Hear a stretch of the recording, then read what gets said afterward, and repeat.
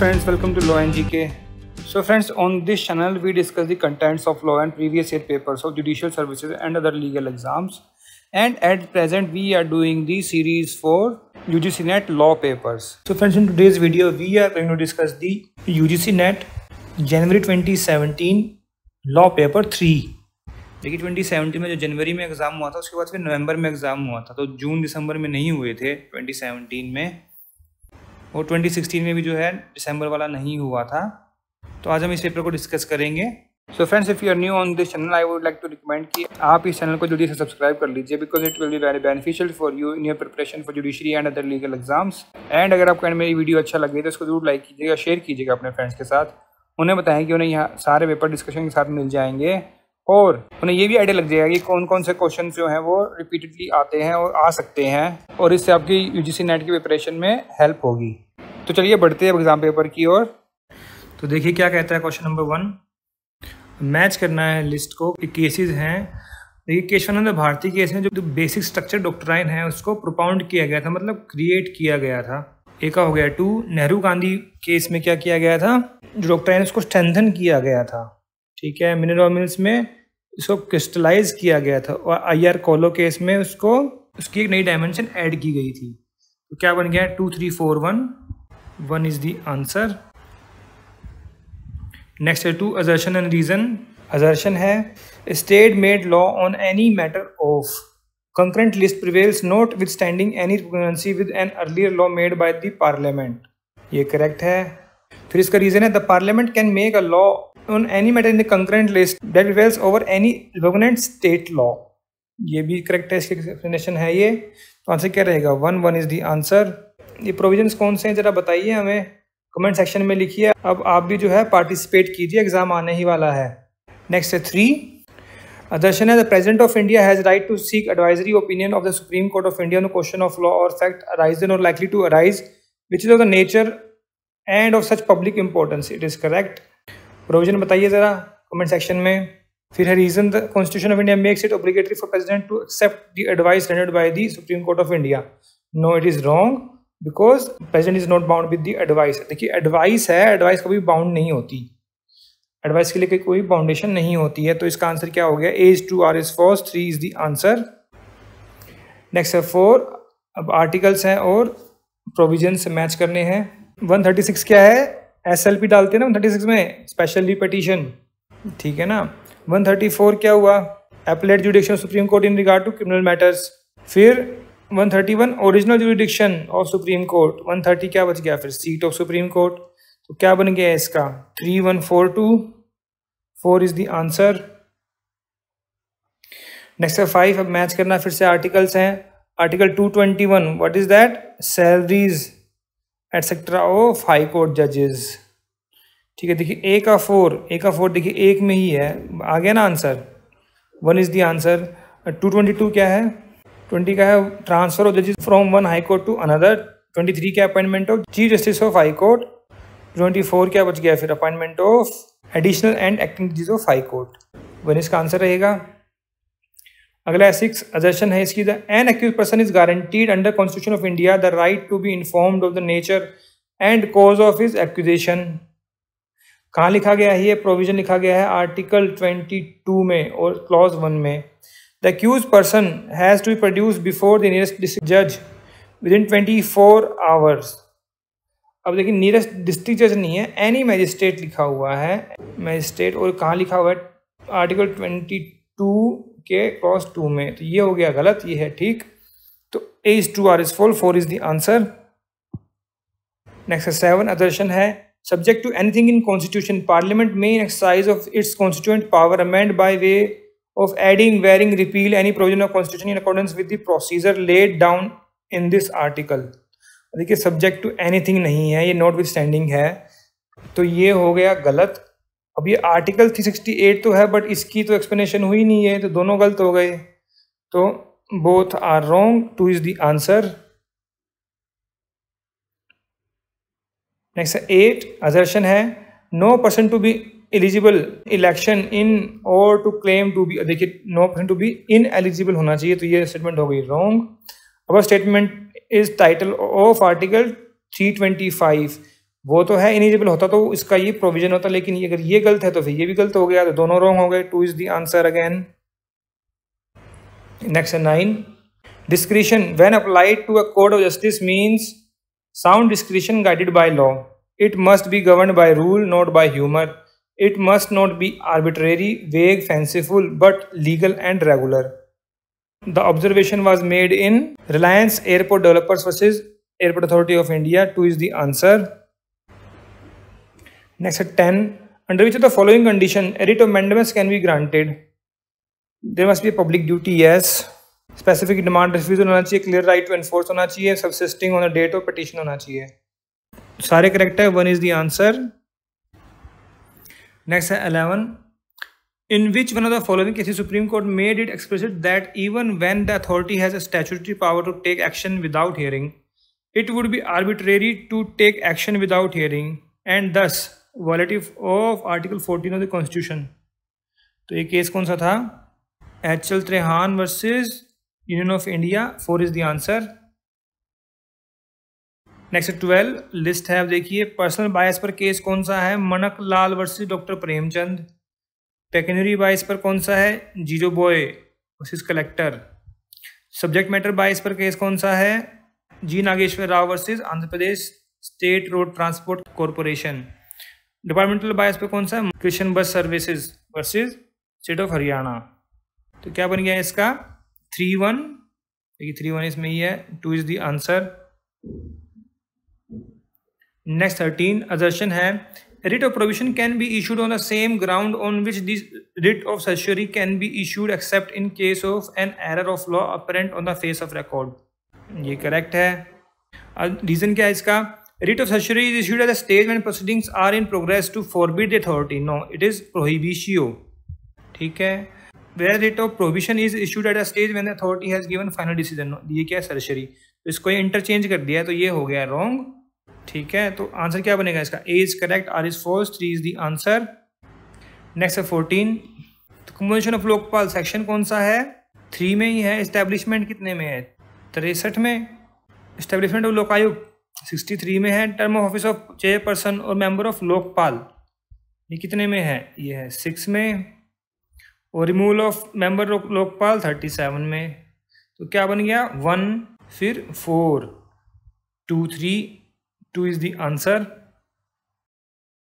Next 15, the appointment chairperson of Lokpal shall be made by the president after obtaining the recommendation of the selection committee consisting of. तो कौन कौन होता है selection committee में? PM होते हैं, speaker of house of people, leader of opposition, chief justice of India और जज of supreme court nominated by him and 1 eminent jurist nominated by the president. तो आंसर क्या रहेगा इसका? 4। और ये सेक्शन कौन सा है? कमेंट सेक्शन में जाके बताइए हमको, पार्टिसिपेट कीजिए, पेपर आ गया है बस। Next 16, law is not only a set of rules but is method of technique और harmonising conflict interest. This statement is of Roscoe Pound. 3 is the answer. Next 17 है, अब मैच करना है। किसने क्या कहा है? जूरिस्प्रूडेंस है science of just and unjust. किसने कहा था ये? उल्पियन ने। 1 का रहेगा 3। फिर जूरिस्प्रूडेंस है science of first principle of civil law. ये किसने कहा था? सालमन ने। Is a philosophical aspect of knowledge of law. ये किसने कहा था? सिसैरो ने। और jurisprudence in truth no more a formal science than physiology. किसने कहा था? ग्रे ने। ठीक है, तो देखिए ए का 3 2 में है, फिर 1 3 1 4 2, और क्या रहेगा? 2। Next 18, which of the following requisite is not necessary to be fulfilled for a custom to be valid and operative as source of law. Reasonableness होनी चाहिए, कन्फर्मिटी विद स्टैट्यूट लॉ होना चाहिए, इमेमोरियल एंटिक्विटी होनी चाहिए, मतलब long enough होना चाहिए, may not have been practice continuously. तो ये तो इमोरल एंटिक्विटी और ये कॉन्टिन्यूसली, ये तो कॉन्ट्राडिक्टरी हो गए, तो एक ही ठीक होगा इसमें से। ये ठीक है तीनों। 4 is wrong, 4 is the answer. Next 19, अब कंसेप्ट थ्योरी है और जूरिस्ट कौन है? इनर मोरालिटी कौन है? फुलर की दी हुई थ्योरी है। Concept of living law Ehrlich. Organic concept of society August Comte. Gradual organic process Burke. तो क्या बन गया इसका? 2 4 13. 1 is the answer. Next 20. If A leaves his car with the driver, the driver's possession will be immediate possession, whereas A would be mediate. So 1 is the answer. Next 21 assertion है the legislature can forge a sledgehammer capable of cracking open the corporate shell. ये case में कहा गया था, कौन सा case था वो? ये केस था Bank voor Handel and Scheepvaart NV versus Slatford, 1953 की जजमेंट है, उस केस में कहा गया था ये. और फिर इसका रीजन है corporate personality can not be used as shield to harm national interest. ये इसकी करेक्ट एक्सप्लेनेशन है. 1 इसका आंसर रहेगा. नेक्स्ट 22 assertion है the most important power of an owner is the right to exclude others. It is correct. The owner may grant to another many of his rights and yet remain owner. ये दोनों ठीक हैं, but क्या है इसकी explanation हो गई? No. ऐसे क्या रहेगा इसका? 2. Next 23 law is a social engineering to remove the existing imbalance. अरे कौन से केस में कही गई थी ये स्टेटमेंट? जस्टिस के रामास्वामी द्वारा कही गई थी. तो ये केस कौन सा था? DTC versus DTC Mazdoor Congress. 1 is the answer. Next 24 in which of crimes attributed theory strikes the moral blameworthiness of the offender to punish him. That is sexual harassment at workplace. 2 is the answer. Next 25 in which of the circumstances the defense of necessity involves a collusion of interest and consequential judgment of values. यह act done against anarchy. 4 is the answer. Next 26 assertion है the apprehension of use of criminal force must emanate from the gesture of person to attract punishment. ये correct है. criminal force का provision कहाँ पर है? section 350 में. फिर reason है mere advancing with a threatening attitude will not amount to criminal force. Yes, that would be assault. ठीक है, तो ये दोनों करेक्ट है, बट क्या इसकी एक्सप्लेनेशन बनी? नो. तो इसका आंसर क्या रहेगा? 2. A is correct while R is not the cause of it.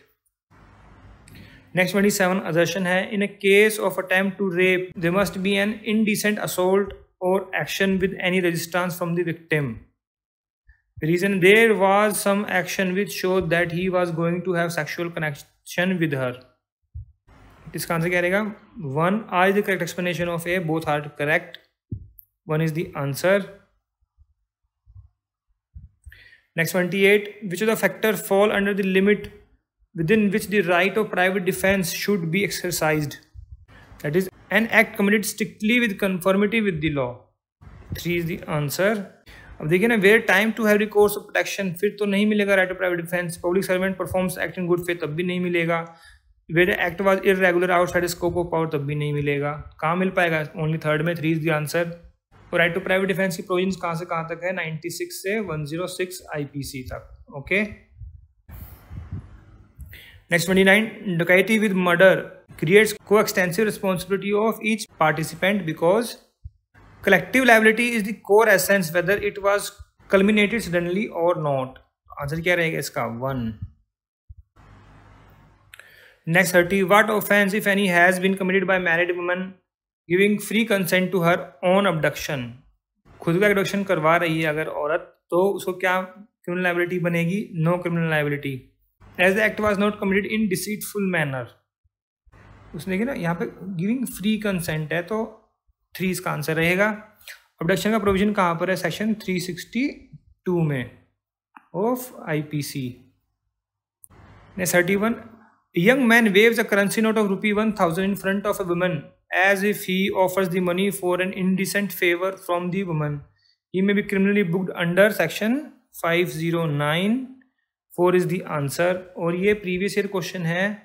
अगर आप पंजाब AD के पेपर देखेंगे वहाँ पर आपको ये मिल जाएगा. तो कई बार होता है ना कि क्रॉस क्वेश्चन पूछ लेते हैं. हमारे जो इसमें से IPC क्वेश्चंस हैं वो अभी कोई एग्जाम जो आने वाला है उसमें पूछ लें. कभी कभी क्रॉस क्वेश्चंस भी पूछ लेते हैं. Next 32 one of the following international convention is not related to wild life conservation. और देखिए endangered species, wild flora and fauna, तो ये तो है ही है. फिर माइग्रेटरी स्पीशीज, वाइल्ड एनिमल्स हैं, ये भी है.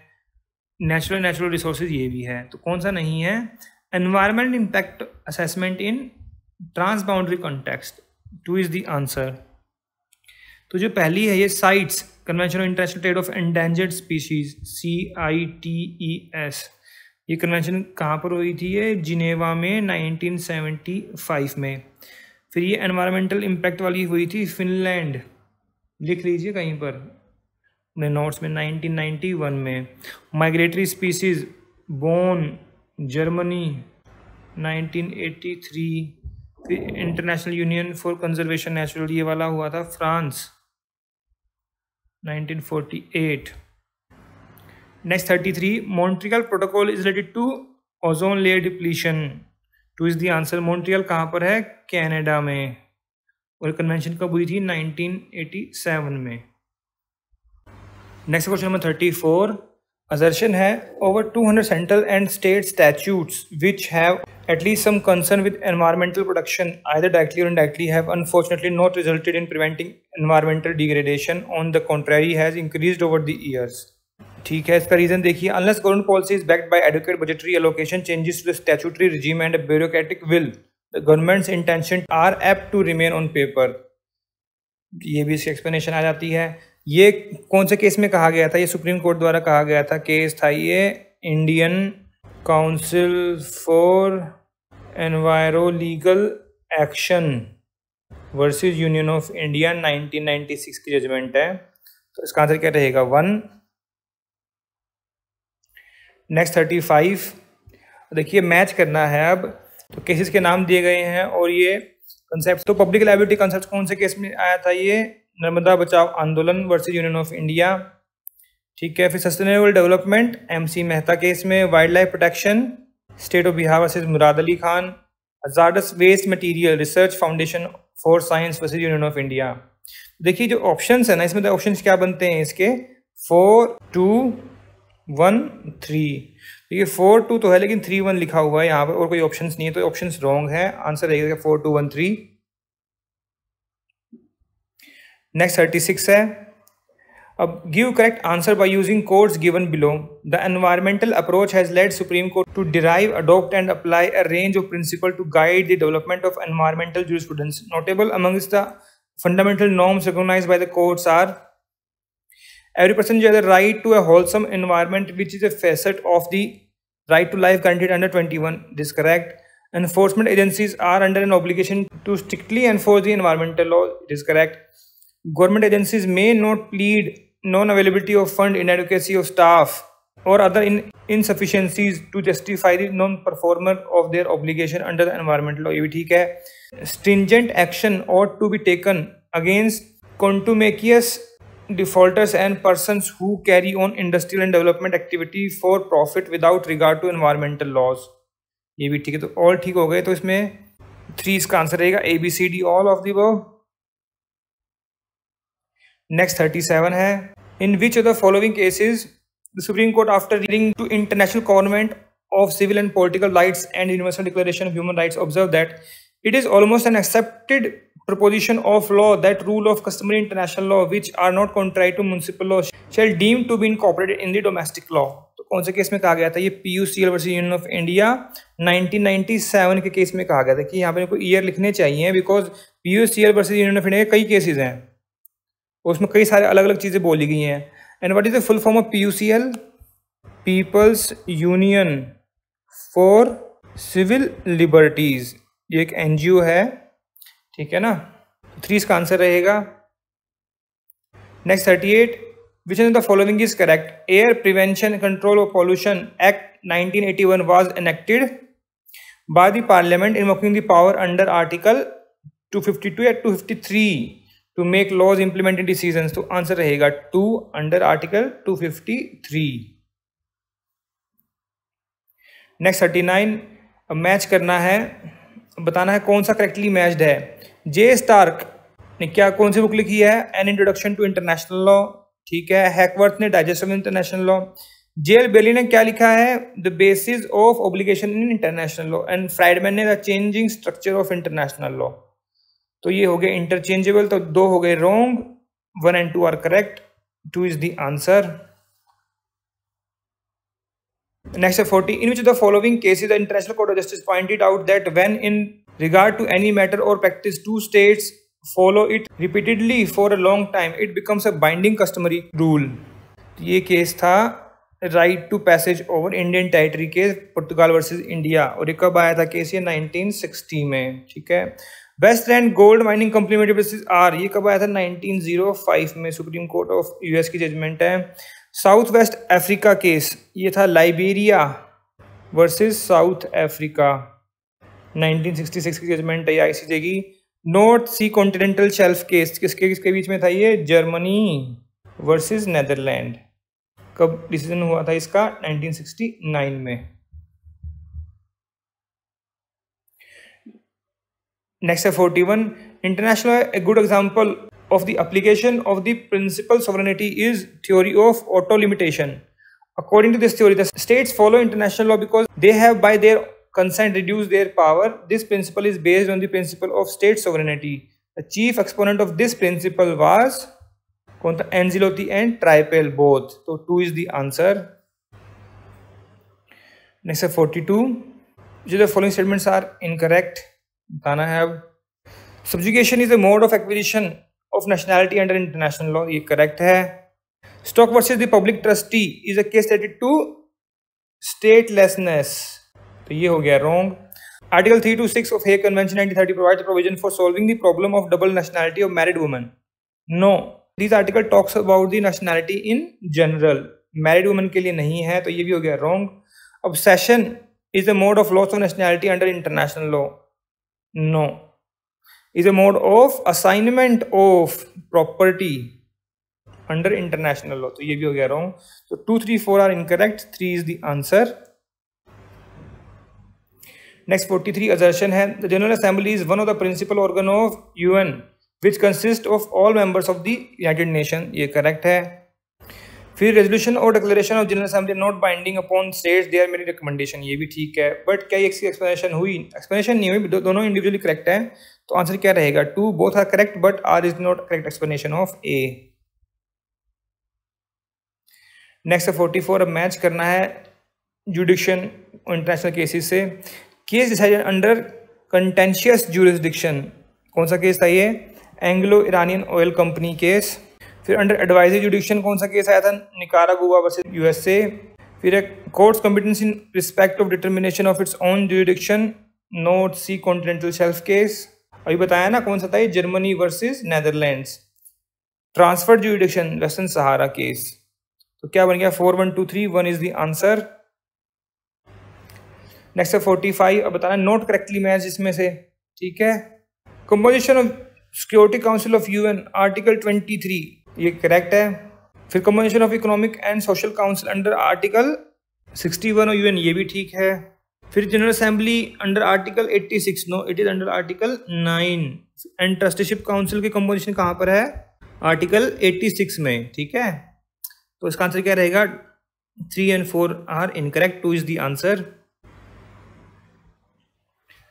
नेक्स्ट है 46, सरोज रानी वर्सेस सुदर्शन कुमार, किस पर है ये case?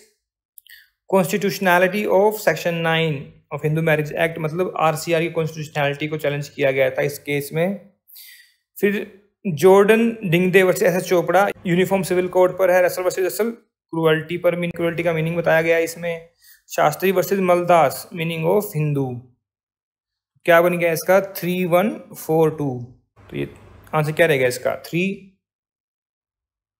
Next 47, a marriage solemnized between two Hindus who are spindas of each other shall be valid if custom or usage governing each of them permits a marriage between the two. 2 is the answer. Next 48, बताना है correct इसमें। A married Hindu female can adopt a child only with the consent of her husband, ये correct है। In case of void marriage, consent of husband is necessary. No, void होगी तो फिर consent क्यों जरूरी है? फिर तो वो अनमैरिड ही बन जाएगी।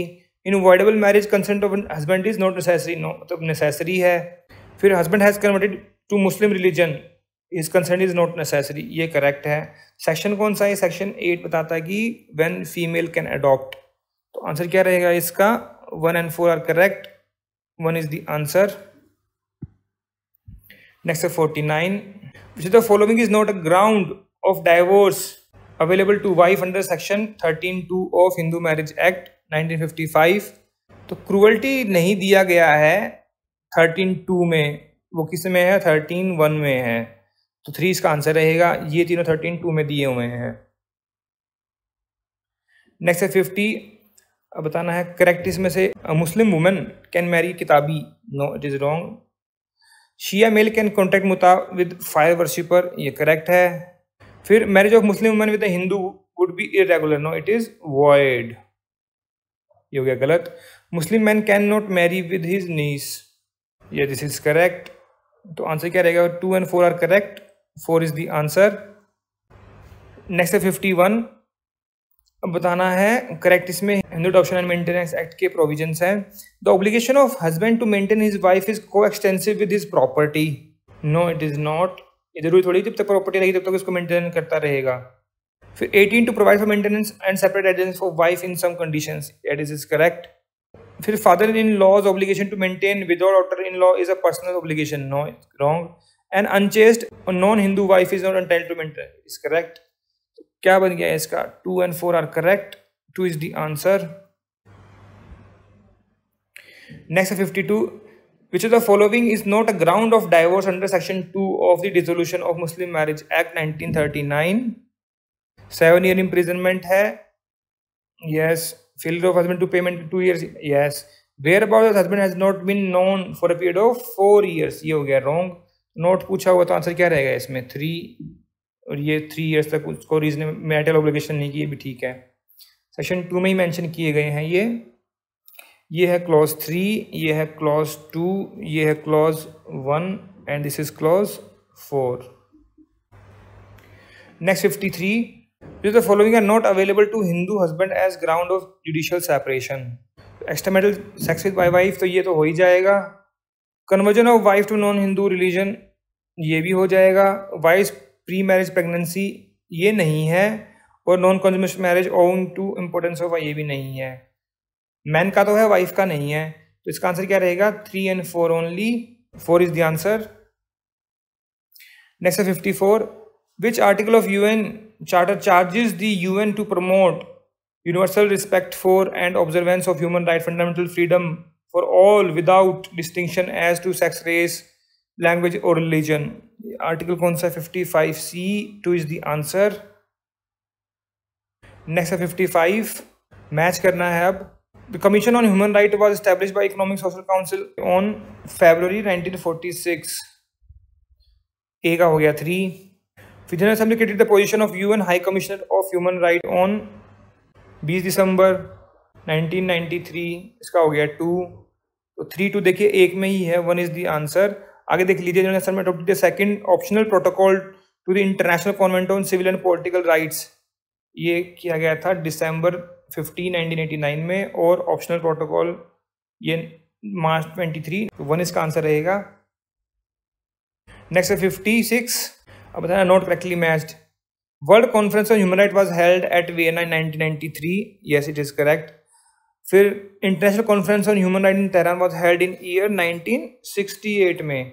First world conference on women was held in Beijing in 1975, तो ये दोनों हो गए गलत।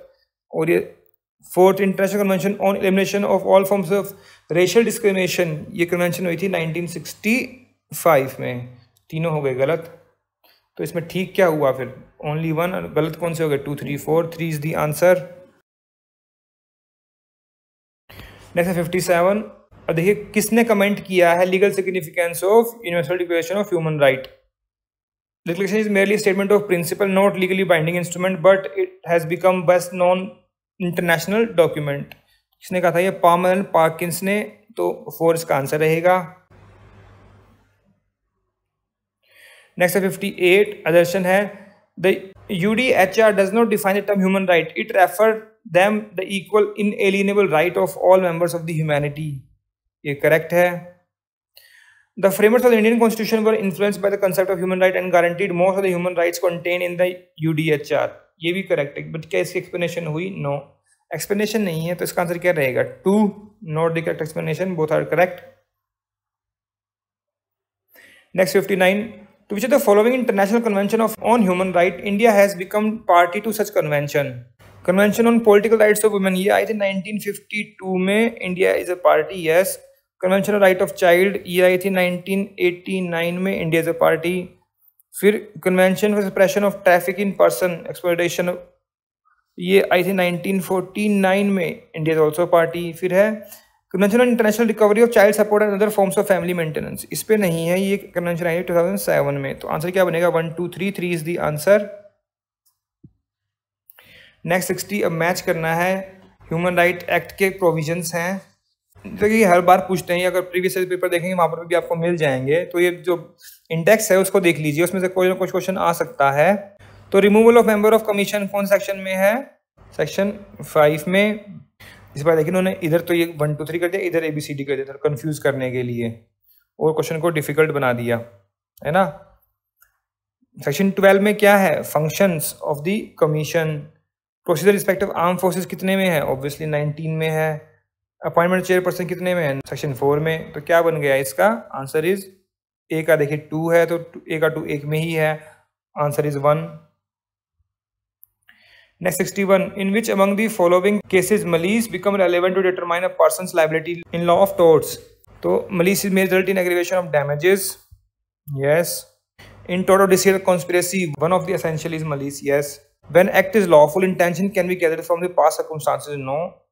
Causing of personal comfort by lawful means may turn lawful act into the tort, no, it is wrong. lawful है दोनों जगह, unlawful थोड़ी लिखा हुआ है, तो C and D are incorrect। तो आंसर क्या रहेगा इसका? 1 A and B are correct। Next 62, अब मैच करना है केसेस को। तो डैमनम्स इन इंजूरिया, ये कौन से केस में आया था? Vishnudutt versus board of higher education UP. Injuria sine damno, कौन सा केस था ये? Bhim Singh versus state of Jammu Kashmir. Volenti non fit injuria, Padmavati versus Dugganaika, इसका रहेगा 1। रेस इप्सा लॉकिटोर, कौन सा बच गया? बिंद्रा देवी चौहान। तो क्या बन गया इसका? 2 4 1 3, तो आंसर क्या रहेगा? 3। Next 63, in which the following cases originator of defamatory statement will be liable for damage resulting from repetitive publication by third person.